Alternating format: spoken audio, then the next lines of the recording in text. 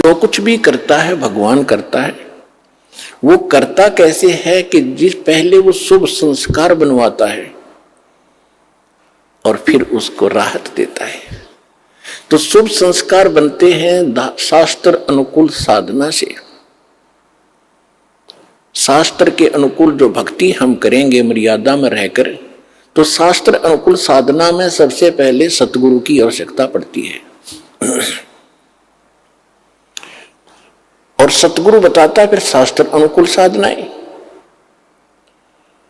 तो जब तक हमें शास्त्र अनुकूल साधना नहीं मिलती है और हमें कुछ राहत कहीं से हम महसूस कर रहे हैं, किसी देव ईष्ट या संत के खेमे में जाकर, उनके पास जाकर के, या किसी मंत्री मुख्यमंत्री या किसी अन्य अधिकारी से, या किसी सेठ फैक्ट्री मालिक से, हम ये सोचते हैं कि इसने हमें कुछ राहत दे दी, तो वो हमारी एक सांसारिक सोच थी। ये सब कुछ परमात्मा व्यवस्था करते हैं, उन्हीं के लिए करते हैं जिनके पूर्व संस्कार पिछले जन्म जन्मांतर के कोई शुभ संस्कार हैं और वो पहले निर्धारित होते हैं। ऐसे सर्कमस्टांस बनाता है परमात्मा कि फिर उन्हीं को वो सुविधाएं प्राप्त होती है, अन्य को नहीं होती। तो राजा लोग भी जिस शक्ति की आस करते हैं, तो वो कितनी प्रबल और कितनी सुखदाई, अर्थात वो सभी काम हमारे सर्व काज करने वाली वो पावर है। इसलिए उसकी खोज राजा लोग भी राज त्याग कर भी किया करते थे। दुर्भाग्य ये रहा कि उनको सतगुरु नहीं मिले, मार्ग नहीं मिला, परमात्मा के पाने की विधि नहीं मिली। एक सिंपल, एक आम कहावत हम सुना करते थे, गांव में प्रचलित थी हमारे यहां, कि एक राजा का मित्र था कोई किसान। राजा कहीं शिकार में गया हुआ था, जिस बकवाद करने जाते ही है राजा लोग, जब इनको सुख हो जाता है तो भगवान छोड़कर बकवादे करते हैं। तो वो ज्यादा गहरा चला गया, कहीं दूर, भूख प्यास से व्याकुल था। किसान के पास अपने खेत में अपनी रोटी उपलब्ध थी, अपनी ही। राजा वहां पहुंच गया। उसने ये भी नहीं पूछा भी तू कौन है, कहां से आया है, किसान ने, और पूछा भी भूख लगी होगी तेरे को घोड़े वाले। कहा जी भूख लगी। बैठ पहले भोजन खा। भूख लगी हुई थी, भोजन उसने सारा खा लिया। फिर उसने तब पूछा कि आप क्या खाओगे, कि कोई ना, मैं तो यहाँ से कोई घास फूस और फल फ्रूट मिलेगा तो खा लूंगा, आप अतिथि हो। इस बात से बड़ा प्रभावित हुआ राजा। तो राजा ने कहा भाई तेरा नाम क्या है? ये नाम है, ये मेरा गांव है।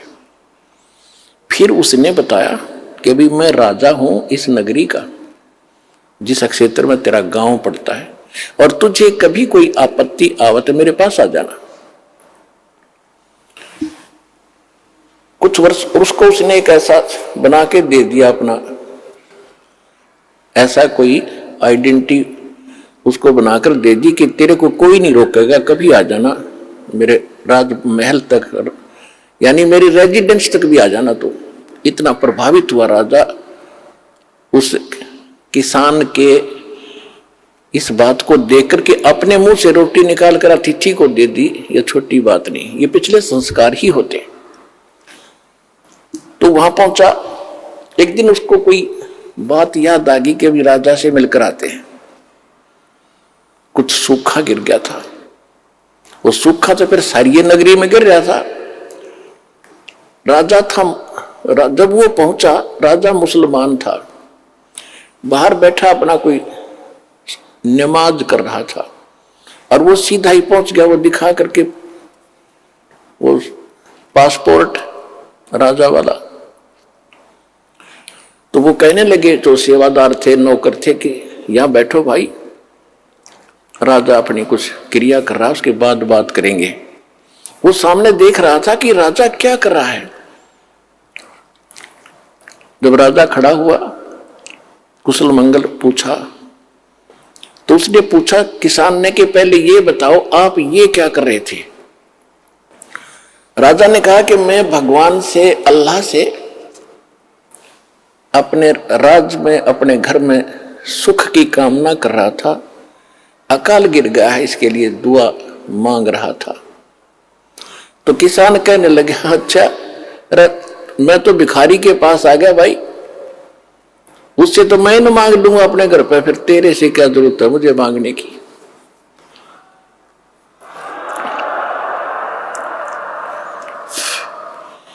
राजा भी उसी दुख में दुखी और मैं भी वही दुखी, मांगना किसी देने वाला कोई और है, उसको हम भूल गए।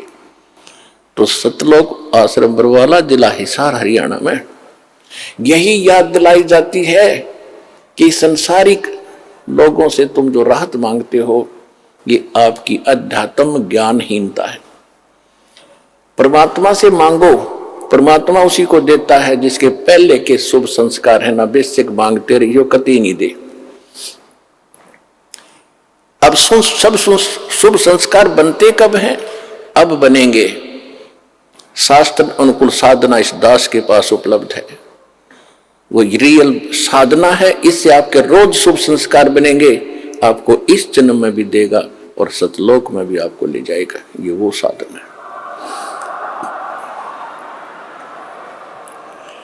आपने बस इतना सा करना है, जैसा ये दास कहे उसके अनुकूल करके देखो।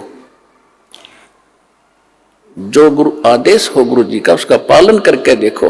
भाई जो गुरु बचन पे डट गे, कट गे फंद 84 के, कट गे फंद 84 के, कट गे फंद 84 के।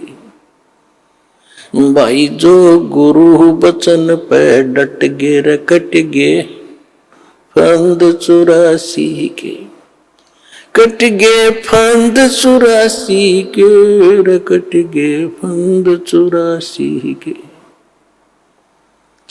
वस्तु मिली ठोड़ की ठोर, मिट गी मन पापी की दोर। वस्तु मिली ठोड़ की ठोर, मिट गी मन पापी की दौड़।